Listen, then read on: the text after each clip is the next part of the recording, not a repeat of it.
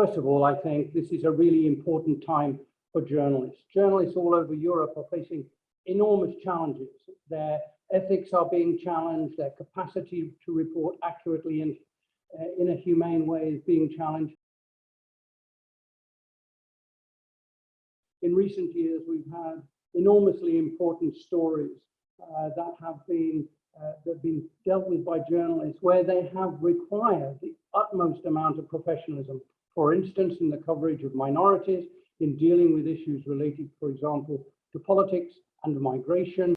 These guidelines, which we have prepared, look very specifically at the issue of the way that media are reporting the interests of Muslim communities in Europe, and in particular, how media are covering the rights of Muslim women. So this is a major question. It's a major challenge to journalists, and it comes at a time when journalists are under tremendous pressure because it's very difficult for media organizations these days. They have problems of sustainability, they have problems to survive, but it's also a problem because there's a lot of political pressure on journalists and media to follow a particular narrative. And I think it's these sorts of hostile conditions in which media are operating where we think these guidelines will help journalists and news media management to be able to more effectively tell the story of Muslims in Europe and women Muslims. And we think it's absolutely the right time because there's an enormous amount of evidence to suggest that the situation in terms of the rights of minorities, and particularly the rights of Muslim minorities and Muslim women, these rights are under greater pressure than ever before. So what we have done here is we've produced a manual which really gives to journalists some very, very clear guidelines, but also helps them and encourages them to understand the context in which this issue is being reported. So these guidelines begin with an explanation about the background, about the rise of Islamophobia in Europe in recent years. But one of the things we've tried to highlight, and I'm very grateful, I have to say, because I was honored to be the task force leader in the production of these guidelines, we brought together a panel of absolutely excellent experts, academics, journalists, people who are struggling and promoting the rights of people in Europe, who were able to provide useful information about what the problems are. And what are the problems? There's massive problems, as I said, of political developments, which are causing difficulties for journalists. There's difficulties also about journalists understanding the depths of the problem and the bias that exists. So the guidelines seek to explain why there is a special problem for women, why the question of, very simply, the wearing of the hijab is a very controversial issue, and why it's much more complex than media often portray it.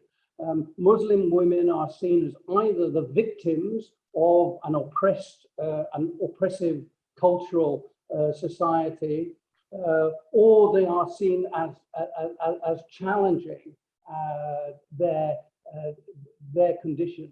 It's much more nuanced. Women are not forced to wear the hijab within the Muslim community. That many do it out of choice. Many do it as a fashion choice. So there is a falsehood which is at work, which tends to suggest that somehow Muslim women lack their own sense of power, their own capacity to make their own decisions. And this is completely false. So what we are encouraging journalists to do is to look again at these issues, to avoid the stereotypes, to think clearly about what is the background. And for example, one of the issues that they have to recognize is that the women are subject to multi-layers of discrimination. They're not just discriminated against because they're women. They may suffer discrimination because of their ethnic background. They may suffer discrimination because of their cultural background, because of their religion. So there are multi-layers of discrimination that Muslim women are subject to. And it's really important that journalists should explore and examine exactly what the roots of that problem are in order to be able to report on it effectively. So the guidelines provide journalists with a signpost towards areas where they can get more basic information to help them report more effectively on this issue. So this manual is both a textbook in the sense that it gives journalists sort of background, which is very useful about the rise of Islamophobia. It's a set of guidelines which helps journalists to go and find further information to improve the quality of their background and setting information in context. And also it provides some guidelines for the way that they can work better. Now, one of the things I do want to say, it's really most important to say, is that this is not an instruction manual. This is not a set of instructions to journalists about how they do their work. The last thing we want to do is to be ordering journalists to behave in a certain way. This is for journalists to decide. Editors and journalists have to be the architects and the sole guarantors of their own professionalism. And that is really made very, very clear in the guidelines. So the guidelines are there to assist and to help and so on. So we help it through the guidelines for journalists to understand the basic issues really related to the history, the terms that they use, the language that they use. We help journalists to identify hate speech and to work against stereotypes in order to be able to provide good and more effective coverage. Above all, we stress the need for ethical behavior. And ethical behavior in journalism is really simple to understand. It's based upon 5 core values: accuracy and fact-based communications, independence in editorial work and the way that it's done, impartiality and pluralism in the gathering of information, humanity in the way that we tell our stories and the images we show so that we're not inciting violence or hatred, and fifthly, the question of accountability and responsibility. These core values, accuracy, independence, impartiality, humanity, and responsibility, are what journalism is all about. So our guidelines are helping journalists to reconnect with those key values. So you'll find within the guidelines, there are lots of tips for journalists on the words that they can use and how they go about and framing their stories. And really making sure, above all, that when they're writing these stories, they ensure that the authentic voice of the subjects themselves are concerned. So if you're writing about the Muslim community, make sure you've got authentic Muslim voices.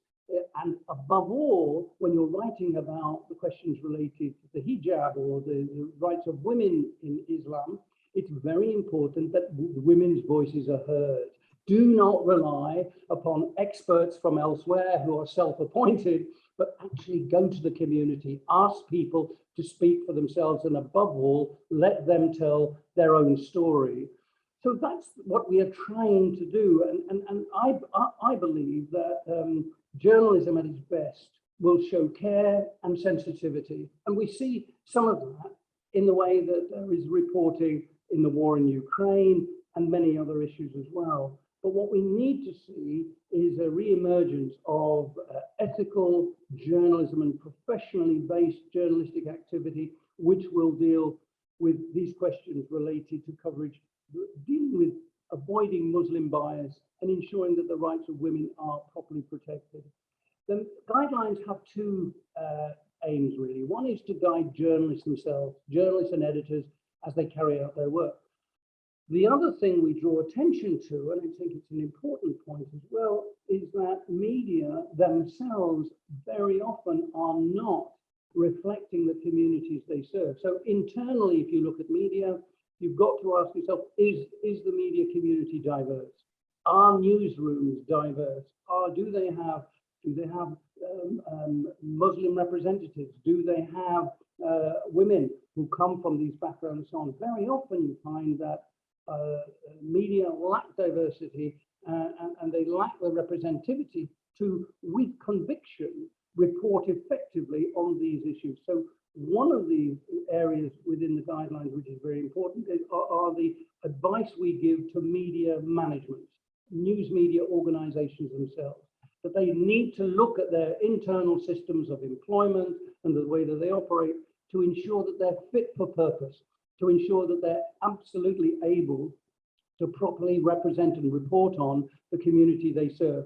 Really, so that's it. These guidelines are, in our view, an effective help for journalists. They provide tips, background information, guidance on how to do the job, but above all, they encourage journalists to be themselves, be professional, take responsibility for what you do, understand the issues that you're reporting upon, and above all, provide trustworthy information that the audience and the public can rely upon. When we do that, then I think that our whole communities are going to feel much better, that we are going to end what I think is very often a division that exists between some of the community that they report upon and journalists themselves. Our guidelines, we hope, right across Europe, will make a contribution to making journalism more effective in representing and reporting upon the community that they serve.